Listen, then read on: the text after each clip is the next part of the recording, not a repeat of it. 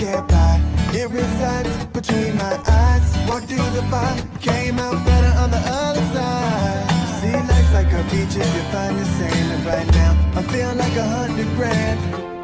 You are listening to Inspired Insider with your host, Dr. Jeremy Wise. Dr. Jeremy Weiss here, founder of InspiredInsider.com, where I talk with inspirational entrepreneurs and leaders. Today is no different. I have the co-founders of Viral Nation, Joe and Matt. And before I formally introduce you both, I always like to point out other episodes people should check out of the podcast. It's kind of a couple of two things, Joe and Matt, which is like, this is part of the top agency series. So I've had some amazing agencies, but you kind of play in that world of top brands. So I've had some interesting brands. I've had Kettle Chips, the founder of RX Bar, Quest Nutrition on, and some of the cool agency ones. I had Jason Swank on.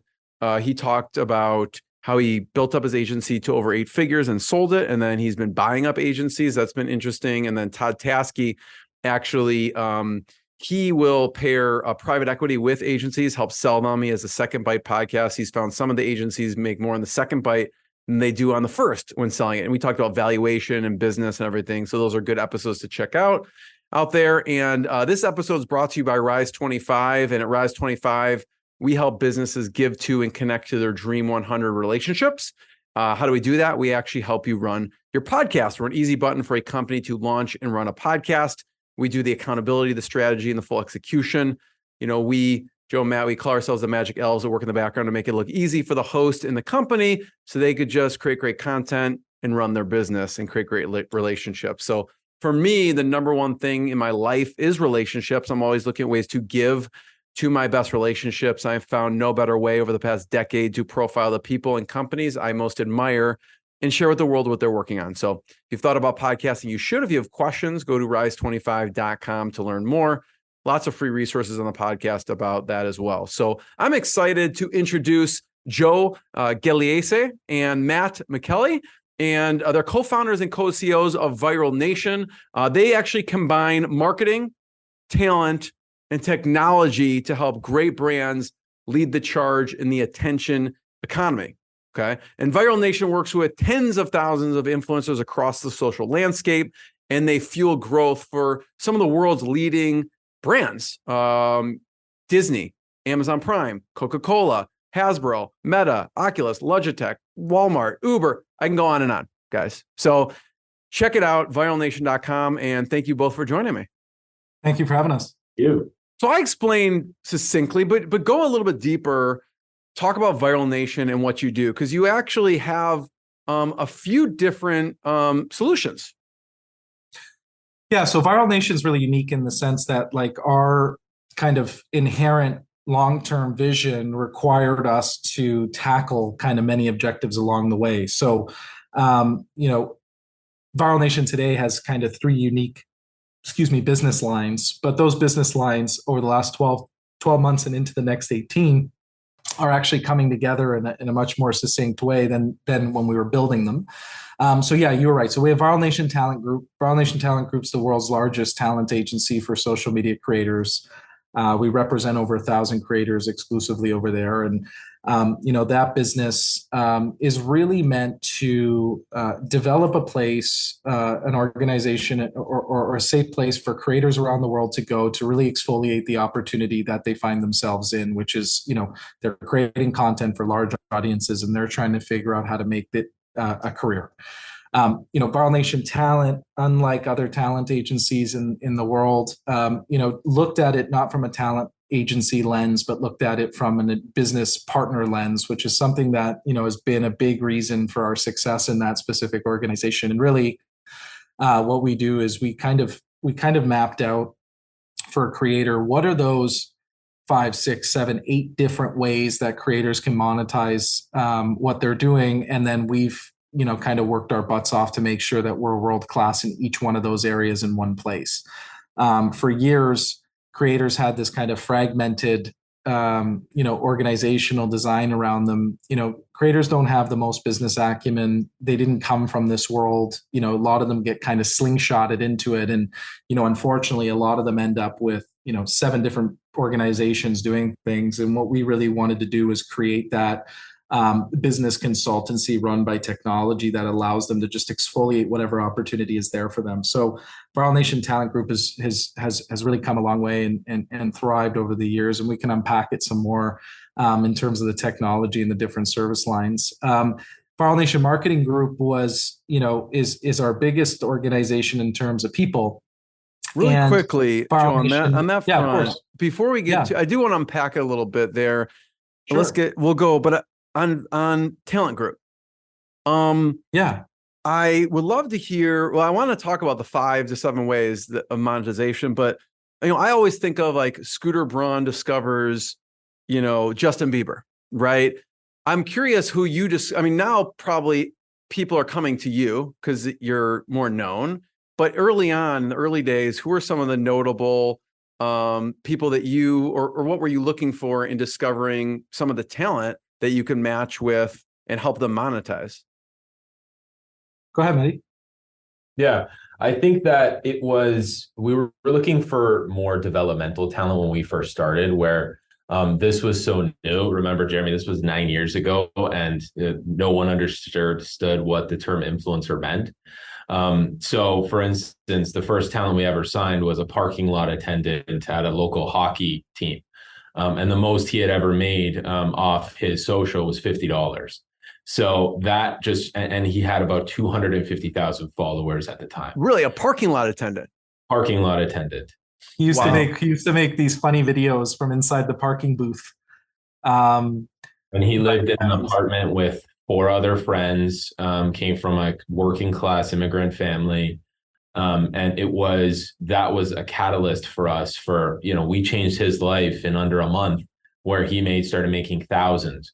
And his mother drove almost 4.5 hours to come see us because she said to us that we changed him and his family's life. And that was really what started it all, where he then recommended the entire community of Viners and YouTubers at the time. And then, before within 6 months, we represented over 50 because no one had brought big brands on social. And we knew that these influencers, that the only way they were going to start really monetizing is if big brands started coming onto social.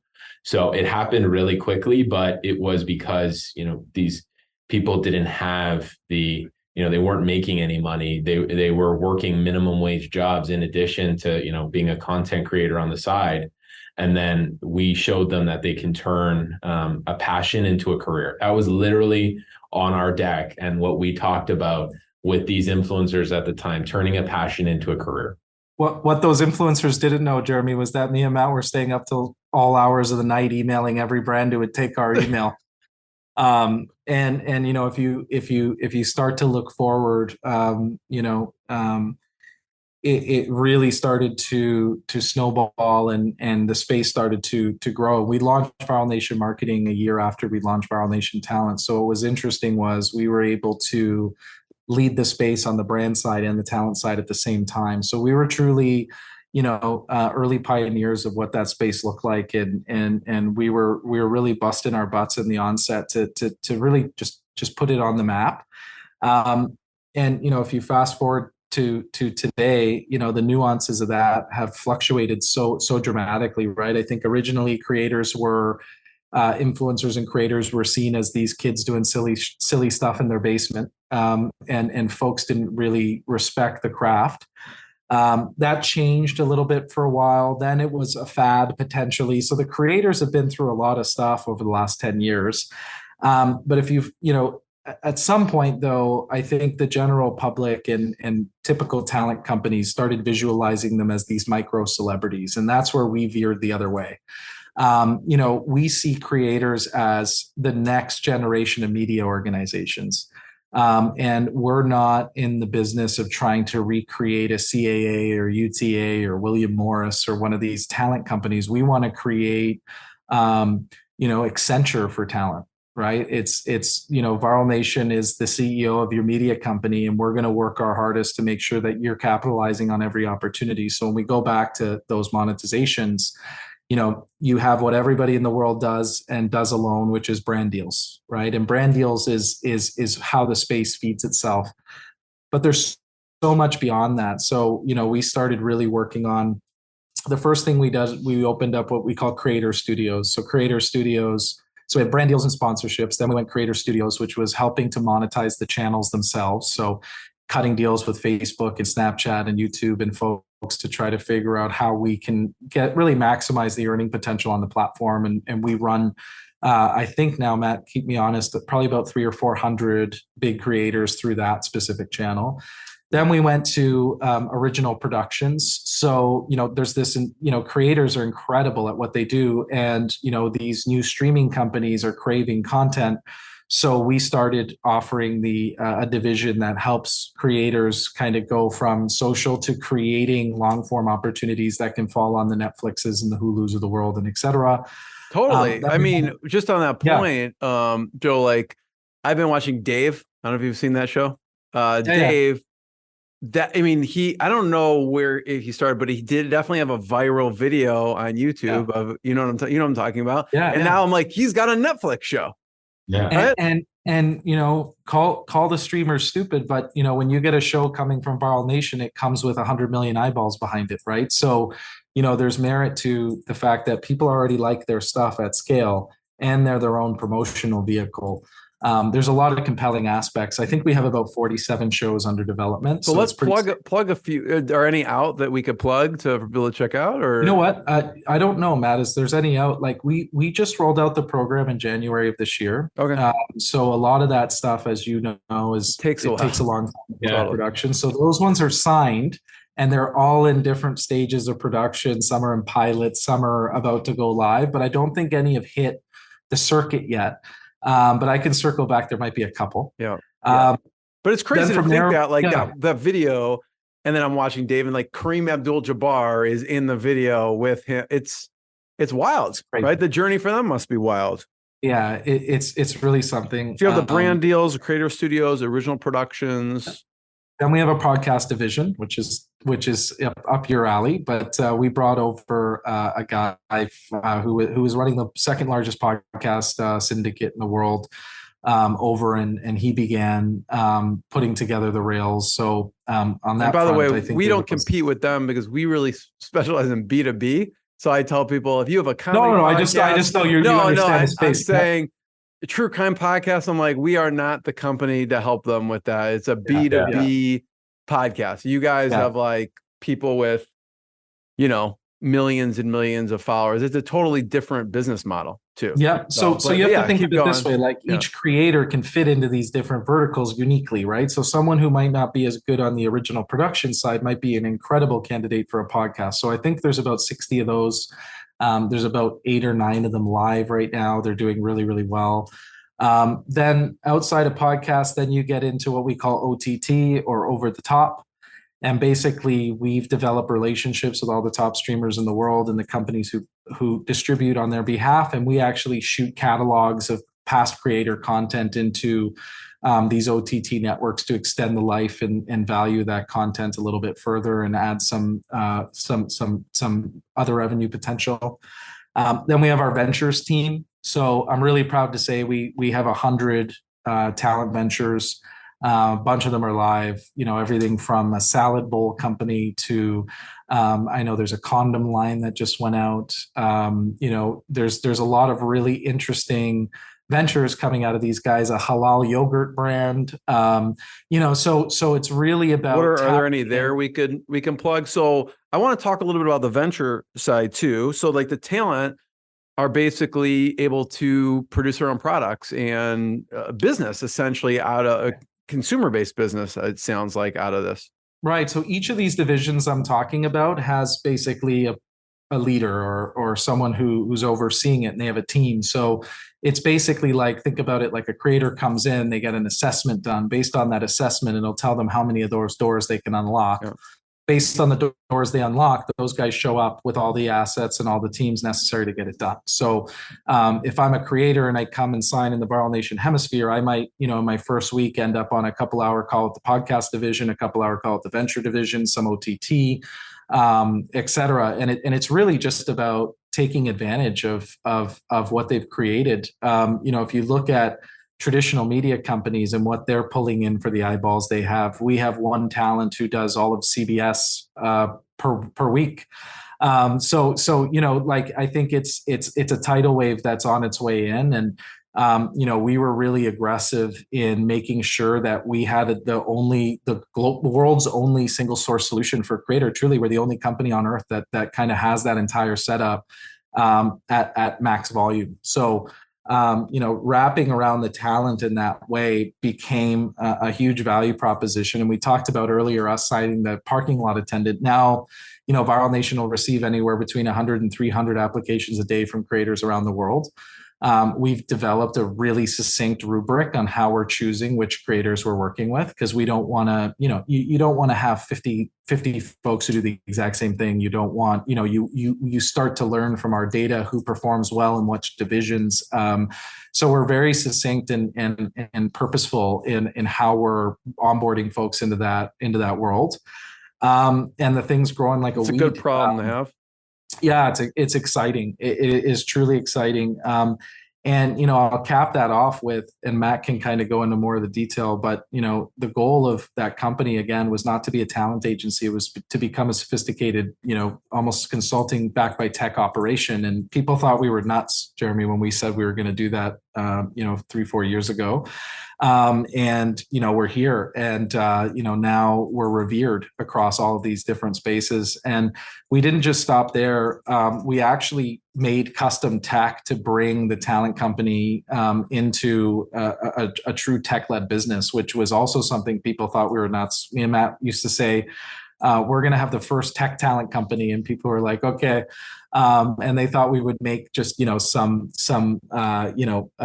call it a marketplace feature or something that, could display the talent. But what Matt ended up creating, and I'll let him talk a little bit more about it, was he created an infrastructure technology that allows us to have visibility across that whole business. So we're able to, it's our own CRM. It's how we manage our teams. It's how we manage the agents. It's how we manage the talent. It's how we get visibility on pipeline. It's how we ultimately track and make sure that all the talent's getting what they need when they need it. It's how we keep folks on the rail, because the traditional talent world is still BlackBerries and meetings, right? And deprioritizing people based off of them not getting this right attention. And our goal was, to take away the bias by putting in an incredible system that allows our agents to become business leaders. And they're now working as a steward for the talent, not a talent agent. And then Matt took it a step further from that technology, and he actually created a product called Creator Plus. And we just started rolling that out. About 300 or 400 of our talent are already enrolled. And basically, it's an app that the creators get when they sign with Viral Nation that's exclusive to us. And within there, they can kind of see their P&L. They can see where they're at month to month. They can see their finances. They can see their how they're doing across, how their agent's doing. How many proposals am I on? How many discovery calls is this person? It's all about transparency, but also giving the creator tools to be able to understand and capitalize on their business. So that was a really, interesting global first in terms of like that connectivity of turning a talent company into a tech company. And all of this will serve the greater purpose we'll get to in where we're going. But it started as a talent agency, was a talent agency for a long time, had to grow it that way. And then one day said, okay, it's time to bring the noise and flip this thing upside down and make it, something truly differentiated. But Matt, if you want to touch on creator operating system. Matt, I want you to touch on tech-led, what that means. But after that, I want to circle back to the parking lot attendant, because I want to hear the manual stuff that you had to do. Because like you said, on the phone, like these, you're running around in the background, making it look easy.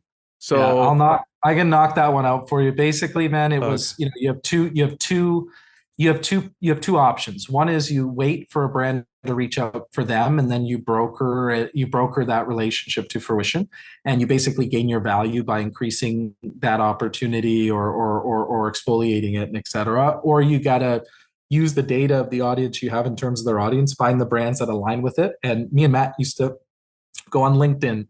We got tools to find emails, and we would just blast these brands and say, hey, did you know that this guy we represent, is speaking to, 8 million people in your audience on a weekly basis? Like that, maybe you want to get in on that action type thing. and really just evolved from there. We were just managing it on on a spreadsheet and in my workbook for a number of years. And, unfortunately, that's how a lot of organizations still operate today. Who was a good fit for the parking lot attendant? Say that again. Oh, actually, his first deal was with a Post cereal brand, so Sugar Crisp cereal. I think the second one we got him, Maddie, was that Samsung. No, the Samsung. Remember, he went to that camp festival thing. Yeah, and Tic Tac. So Tic Tacs. 3 major brands within 6 months. Yeah, Tic Tacs, and then Samsung paid for him and his friends to come to an event and paid him to post. And yeah, I remember that like it was yesterday. I haven't thought about that in a long time.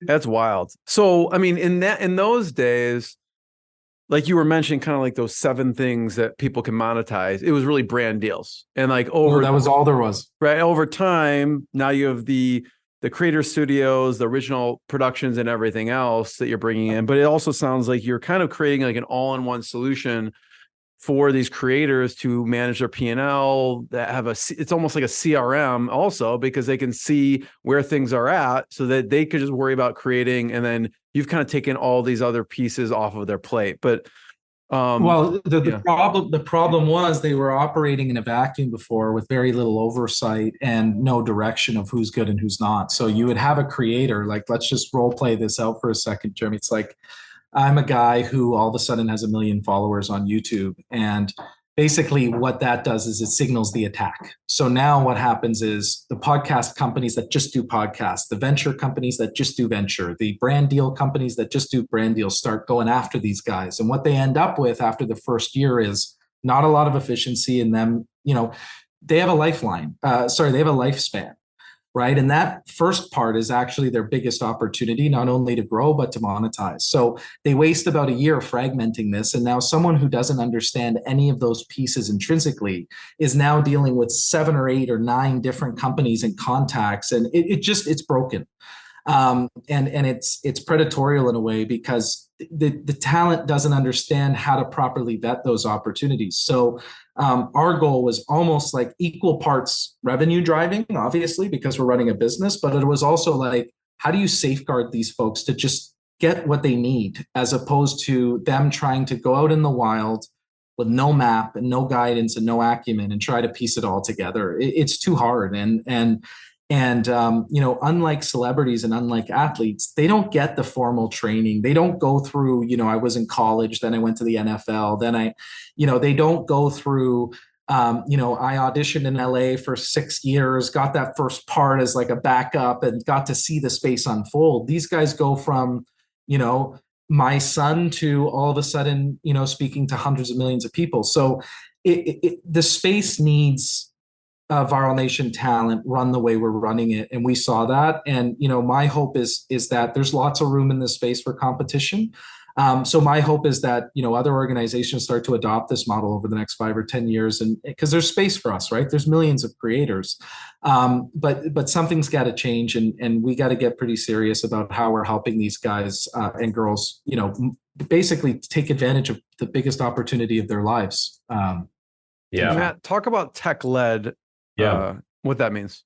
Yeah, I think one of the biggest problems, traditionally in the talent business, historically dating back to when it was just celebrities, actors, athletes, is brands will do these endorsement deals and there is no data or quantification as it relates to the impact of these endorsement deals. So we saw that very early on. And really our mission with being tech-led is to be able to quantify impact on every single one of the pieces of work that we do for our brand. So it's not just because we have a marketing agency and that's our mandate as marketers. As talent, as a talent organization, our main goal is to be able to also prove the value back to the brands that are buying talent. So really being tech-led in that sense of being able to have enterprise level data that we can go back to the brands and say, hey, Jimmy Drew, generated $1 million in sales for you. And then going backwards and saying, hey, Jimmy is a great fit for your brand because of X, Y, and Z. And the only way we can do that is with technology. So, and then as we scale the business, we know, like, as Joe said, traditional talent business are BlackBerries and notebooks traditionally. And we know that it's impossible because influencers in the game of creators is it changes every single day. The following size on one of our creators, on every single one of our 950, ish creators, changes today versus yesterday. And the only way to do that and really follow that and be able to report back to the brands on success is being tech led. And that's what we really focus on for our infrastructure, and be able to support our agents to scale and generate even more revenue for our talent. And that's really Jeremy, scale. The thing I would add to what Matt's saying too is that people don't understand, Jeremy, this is big business, and it's still being treated like a hobby because the world hasn't caught up to the magnitude of what's happened. So, I'll give you an example. I mean, it's amazing because, like, even if you look at shows like Dancing of the Stars, right? I mean, it's social media influencer, right? And so it's starting to hit the mainstream, right? It's starting to play out. Not even that, Jeremy. Think about this, right? Like we have a young woman on YouTube who has 115 million subscribers.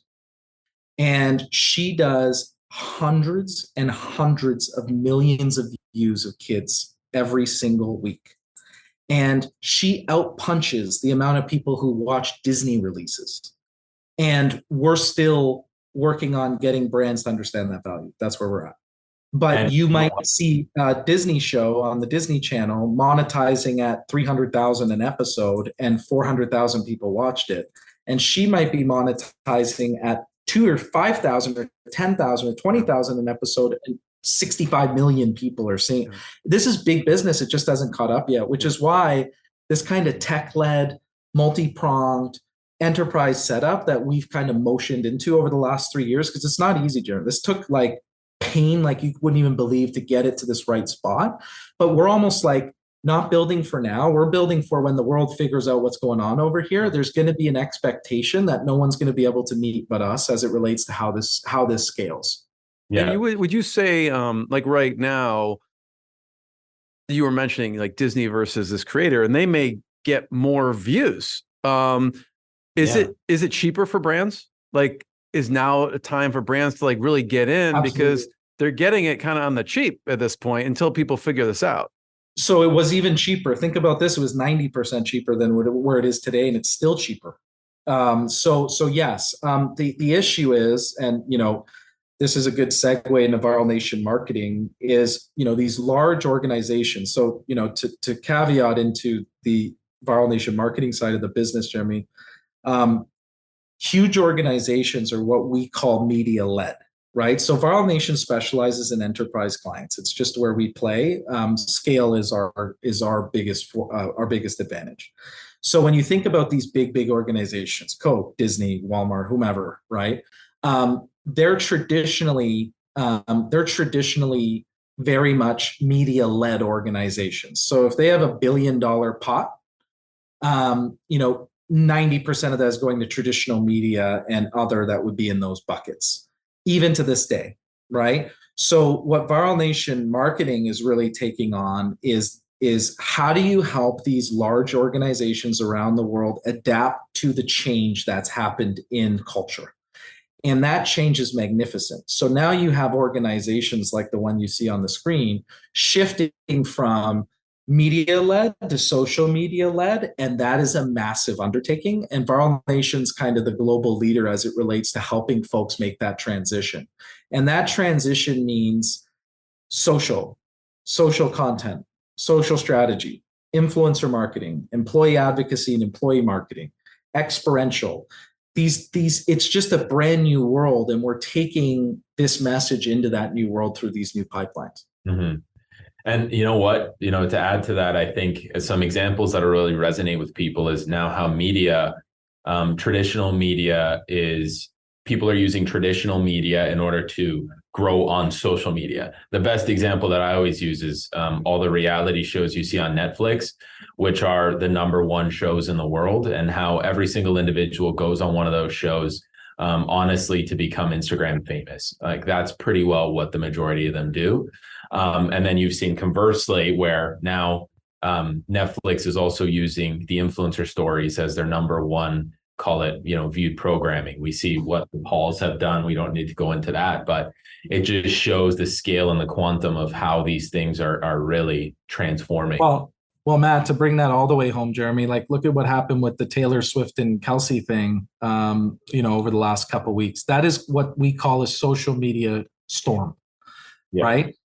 The NFL could have spent $1 billion in media and wouldn't have created what they created in those 4 days ever again, right? And this is what this is what we're helping big organizations figure out, is that the people aren't where you think they are. They're here now. And Viral Nation has a 300-400 person world-class team that knows how to derive those outcomes at scale, and which is the reason for our technologies, right? So you'll see here on your screen, right, Jeremy, it's like Secure, Empower, Creator OS. People are like, what are you doing? What we're actually doing, and our big vision is create the social media stack of large enterprises of the future. So if this is truly becoming the most important part of an organization, Viral Nation in the background, as two Canadian guys with a crazy idea, have now figured out how to bring it all together, understanding that Coke's going to need to move that $1 billion they're spending over time into this arena, and that's not going to work on spreadsheets and communications agencies. So we've spent the last 3 years developing that stack to be able to go to a Disney, a Walmart, an Amazon, whoever it may be, and say to them, there is a solution for this and we can get you there. But we also understand the importance of managed service as a component and helping you to get there. So we've really mixed tech and managed services, because that's truly what this industry needs to be successful in the short term. And we lost quite frankly, we never had the Silicon Valley SaaS bug where we thought, everything we did needed to be pure SaaS. We understand that we're in a people business, and these large organizations want our help. So we've done I feel like a miraculous job at developing technology to support human intervention at scale. And we're seeing the results of that now in spades. I want to talk about hiring, right? So we have, and you're looking at, if you're listening to the audio, that we're looking at the video too. So you can check out the video as well on the podcast, but at viralnation.com, we're showing some of the brands here, and we'll walk through a few examples so you can understand that. But we're also looking at Viral Nation. What's interesting is the talent group, the marketing group, and what was interesting is you've created these other tech products because of need, right? And the Secure is people's profiles. People who are duplicating people's profiles and acting as someone else, right? So talk about how you have created these solutions based on these issues that you were seeing with your creators.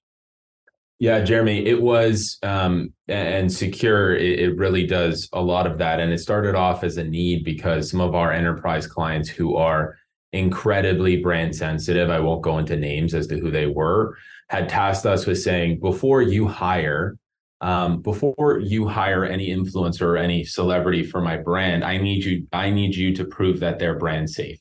And it was a problem statement where one of them said is, right now our lawyers are watching every minute of YouTube content of a creator before proceeding with any active engagement. So we knew that was completely unscalable and that would never happen. So it was right. Exactly. We doubled down on this whole problem statement, and we invented, patent pending, a full service solution around being able to do automated social media checks and ongoing monitoring at scale. And this year alone, we'll process over 1 million social media background checks. So can a creator actually, I'm curious, purchase this separately from you, or they have to be under your umbrella? Right now, every creator within our ecosystem gets it as part of their engagement with us. Right now, we're only enterprise facing. Which is interesting, because I was on one of the channels yesterday, and I was looking for someone specific, and it had their name too, and it had some other name with like an underscore. I'm like, I don't even know which one the real one is, and that person probably doesn't even know there's 3 other profiles out there that's mimicking their profile. Right. Yeah. So, well, the mimicking the profile thing actually is just the tip of the iceberg. It came out maybe like I think about 8 weeks ago. That tool's main ability, Jeremy, is it does full social media background checks across all of social in real time, and it monitors folks. So think of it like we created the Norton antivirus of social media. How do you protect from identity theft, copyright, people's backgrounds? Because what we don't want to do, right, is have a company like Disney align themselves with a celebrity or a creator only to find out that, maybe they made a, horrific anti-Semitic post a year ago, or their cultural values are so misaligned from the company, because we've seen the result of that. So when we thought about what that social stack for the future looked like, and we thought about the future of our business, we said, well, if we can't figure out how to protect the brands against our space, how the hell can we ask them to invest in it? So Secure was really that base layer.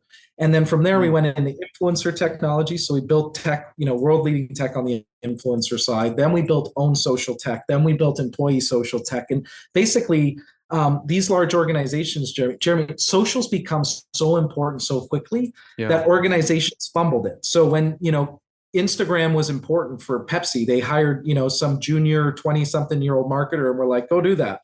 And then they bought a Hootsuite or some community management tool built for that person. And then it was like, oh, influencer, go get this technology. And they ended up with this fragmented design. And then all of a sudden, at some point, especially during COVID, they went, holy crap, our whole business is going this way, and we need to backtrack and figure out how we scale all this. And while that was going on, we were already kind of working on that solution. How do you stay focused, guys? Because like with this, I see there's so many use cases for this. I see a hiring use case. Like when we're hiring people, we'll look at their social. I mean, big companies could be like, hey guys, like I want a membership. I want to sign up for this SaaS for this just so I can look at hiring, or even a software that helps people with hiring wants to integrate with their hiring software. So there's so many avenues you could take here. How do you stay focused? And maybe you do explore some of those opportunities. I don't know. Yeah. So it's Jeremy, it's like what we've done is we've created almost like a COE model inside of Viral Nation, where each tech product, each division has a leader. And those leaders are tasked with working together with the larger vision. But if there's opportunity for within their centers of excellence, let's say Secure as one of them, to get into government, into HR, et cetera, they have the teams and the bandwidth, and they're set up to do that on their own. It's not a distraction from the main ship. So what we kind of did was we aligned the priorities, aligned the teams from the grand vision perspective, but gave them their own teams that play into that, but also allow them to kind of go outside of those bounds and flex into different areas where they think they can grow. And what that's resulted in is like, we have this big brand vision that, it coming together creates massive value for the business. But we also have about 9 different areas where you have independent businesses that could become big businesses, right? So it works extraordinarily well together as a team, but also each one of them has their own unique ability to rise up and do incredible things. So it's working well because we have the right leaders across these different things, and we've set it up kind of cohesively from the beginning, and we did it in a non-distracted state, if that makes sense. Yeah. Talk about the evolution of hiring. First, it's the two of you. It's the two of you pounding the phones, right? Yeah. Talk about the first key hire, because now I imagine you were like, we got to get some technology folks in here because you have some major technology software that you're having to build. So walk me through a little bit of a evolution of, okay, it's the two of us, and then some of the key positions you put in place along the way. Yeah, I think it was funny because it was the two of us, but we also had an imaginary assistant for a good 6 months where we would pretend to be our own assistant because that's all we could ultimately afford. And Jeremy, our approach was, Joe and I, we describe ourselves best as farmer entrepreneurs, where our first business that we started together when we were teenagers, our office was a barn. So we do not know the Silicon Valley playbook. The only playbook that we know is, once you make enough money, you can hire somebody. And that's literally to this day, the playbook that we've, created. And, it started off with actually someone that we went to school with that was in our class in college. He was employee number 1. Because we knew that, we started getting way too busy for the two of us where we needed some support, and we hired our first brand that wanted to work with us. and we needed somebody to really project manage that for us. And then it just kept going on, helping us project manage, where Joe and I remain the agents, literally for, 3 years until we launched the brand division. And then it went with, hey, we have to build a sales team. And then once we built a sales team, we realized, hey, this is so new that, there's so much education that needs to happen. So we learned the hard way with that one. And then came really stacking up the different competencies of marketing. So we started building all the different marketing disciplines: social media management, performance marketing, content, events. But really for us, it was always, everyone just has to be ambidextrous, and everyone's got to know every discipline and be able to step in where that comes. So we went from the two of us, and pre-COVID, we were 65, 75 people-ish. And that's when, during the pandemic, was really when we started doubling down on this concept that, we're going to become really technology focused and also increase our talent business. So that went to, we started building our own internal tech team, and we've scaled that over the years. So fast forward to today, 420 people, about 100 total in the technology division, almost about 75 in talent. And then the rest of that is the marketing company and then shared services. So the evolution has been it's been interesting for us, because we've had to balance, 3 different hats: running a startup like engineering infrastructure where we're building world-class SaaS products, we have a talent agency where, people's only goals are to do deals all day and help talent, very much, a very different culture. And then we have sophisticated marketers who are helping brands, highly creative, being really good partners. So it's been an incredible balance because those 3 cultures are so fundamentally different when you look at them separately, but they all come together in this concept that we call One Nation. So, it's been fun. It's been a hell of a... What do you do for culture, right? Especially growing so quickly. You have 40 and then you have 400. And I want to encourage people to check out viralnation.com. I mean, there's so many directions we could take this. We only have a couple more minutes, but it's pretty crazy what you guys have created in a good way. And there's so many questions on, you can go to the viralnation.com. If you're looking for talent, you could find talent. There's, if you are talent, I think you guys get 300 applications a day. But how do you maintain culture across the company? It's been one of the hardest challenges, because I'll tell you, Jeremy, going into COVID, we had probably, and I don't even think I'm overstating this, one of the coolest cultures in all of Canada. And it was highly driven from folks working together. And then boom, here comes no office, here comes no one in the office, and here comes 180 new strangers. And, for us, that was a dramatic change. And quite frankly, obviously unprecedented.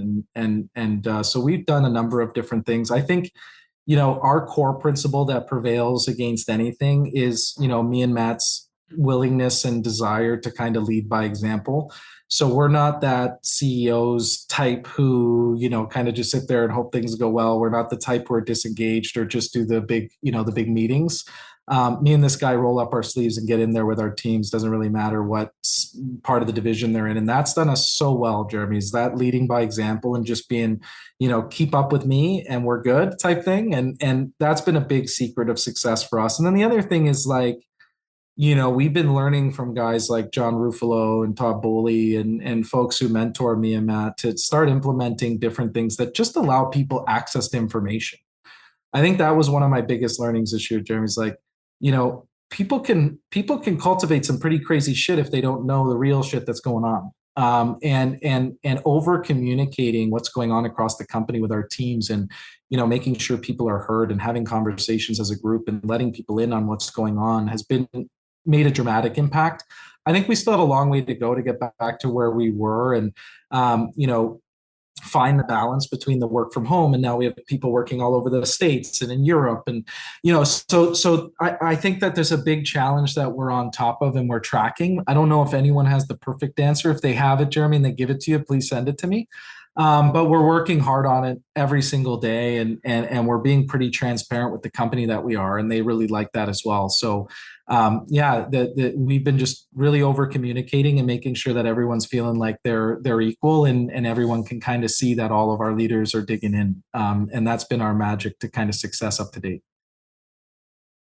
Can you mention a few? We talked about one of the monetizations for the talent is the ventures, and there's over 100 there. What are a few examples? You mentioned the yogurt. What are some of the other ones that people have created? Yeah, I don't know, Matt, do you have that list there? So yeah, one of them was the yogurt. One of them went live this morning or yesterday afternoon. It was a salad bowl. She's one of the largest salad influencers on TikTok. And we actually worked with her to make her own salad bowls. And I found out this morning in her first, they sold over 70% of her inventory in the first 5 hours of her being live, which was good because, well, it's amazing. Yeah. So that's an example. We have a laundry, organic and best in class laundry sheet that one of our mom creators who does folds laundry with her followers on a live stream once a week. And that's been incredible. Really, the success in this is really when, making it part of their content and something that they do, and it highly resonates with their followers. I mean, everyone has a merchandise line. There's only so many t-shirts that people are going to want to buy. But when it's a cooking creator that launches their own salad bowl, because that's part of their day-to-day videos, that's where we've seen great success. And actually, there's one, Jeremy, I think you'll really like, which is there's a guy on TikTok we represent, and he's called Ranch King. And he's built this massive audience testing different ranch dressings and giving his. Before I was lactose intolerant, I'd be all over that. Right. And so our head of ventures went to him and be like, dude, we're making ranch dipping sauce, man. And the guy's like, I'd love to do that. Can I really do that? And next thing you know, we're selling ranch. So yeah, it's really about architecting and engineering the entrepreneurship into these creators. A lot of them will want to sell things they like, but it's not necessarily aligned to the audience. So what we did was we made just a pretty simple formula and rubric that we follow that, goes data first and gives them options as opposed to letting them be free reign. So how do you utilize the data we're accessing in terms of their audience demographics, behaviors, what they buy today, what they search, commentary, you name it. Like, we get all the data we can. Then we even put on a third-party data layer, which is like, what products are selling in general? What's doing the best on Amazon, Walmart.com? We use real data to kind of shrink the pool of things to do down. And then we find the ones that relate to the audience really well. And we go to the creator and say, these are the 3 opportunities that we think have the highest propensity to succeed for you because of these reasons. And that's why I think our creator venture programs do so well, is because there's 100 venture companies for creators, but the creator just says what they want to do and they do it, but they're not really taking the acumen, business, and data approach to the entrepreneurial side of it. They're just trying to one and done these things. And we're trying to utilize data to create something sustainable for these creators, again, with the purpose of creating that stability revenue stream for the creators so they can kind of dictate their lives on their terms. Guys, I know we're at time here, so I have one last question before I ask it. Where should people contact you? Brands or creators? I imagine NIL is going to be huge for you guys, right? Like, people in NIL who've got lots of followers, now they can actually monetize this. So where can people find you? Where should people go? Listen, viralnation.com is probably the easiest one. I know we've mentioned it a few times. Obviously, Matt and I are both accessible through social, whether that be LinkedIn or Instagram for me. But we're not hard to find, Jeremy. Yeah. You must be salivating when NIL stuff came out. You know what? Yes and no, Jeremy. Unfortunately, so Viral Nation Talent has a sports division, and within there, we're one of the larger NIL talent firms. So I think we have about 100 athletes or something like that. And what I was really surprised at was brands rushed into the space to buy up the top players and not all the players. So, although it's a really big, momentous thing for college sports, unfortunately, there hasn't been enough investment into, really spread that across the actual there's a lot of NCAA athletes. So we've been working really closely with teams and organized schools to figure out different ways that we can motivate brands to want to support these young people. It's definitely, something that we're on, but it's not something that I'm seeing massive momentum in today. It will be, I'm sure. It will be. So the last quick question is just a mentor and I know you have a board of directors. I don't know if you want to talk about how you chose your board of directors and who's on the board of directors. Well, listen, our board of directors is made up by the folks who invested in our business, right? So John Ruffalo and Todd Bowley and Jeff and Manny Costas, Jeff Wilbur, sorry. These are all folks that are incredibly inspirational and mentored us for a long time. Manny Costas is the former CMO of HP and Symantec out of the US, and has been with me and Matt for 7 years, as I'd say our lead mentor. And then outside of that, more recently we've built a really serious and magical relationship with Jim Bolsilli over at BlackBerry, the founder of BlackBerry, and he's been instrumental in some of the decisions we've made over the last couple of quarters. And, it's just something that we've always embraced is we're fortunate enough to have hit territories of growth where, these mentors are a lot more open to working with you because they can affect change, right? And that's been really special because, we've leveraged the crap out of that. Me and Matt are 32 years old. This is our first, kick of the can. Me and him are, almost zero ego guys. So, we know what we know and we don't know what we don't know. So, a lot of this has been drinking from a fire hose for me and him and trying to understand what the best decisions are for the org. And had we not had mentorship like we've had, I can't even imagine achieving what we've achieved. So yeah, we rely on our mentorship from folks like that to help us through these innings where, quite frankly, no one in our whole orbit has ever been through them. So they become really, really important. I want to be the first one to thank you both. Fantastic learning about your journey, your stories. Everyone check out viralnation.com. And thanks, everyone. Thank you, Jeremy. Thanks, Matt. Thanks, Joe. What I got, you can't buy. It resides between my eyes. Walked through the fire, came out better on the other side. See, life's like a beach if you find the sand. And right now, I'm feeling like $100 grand.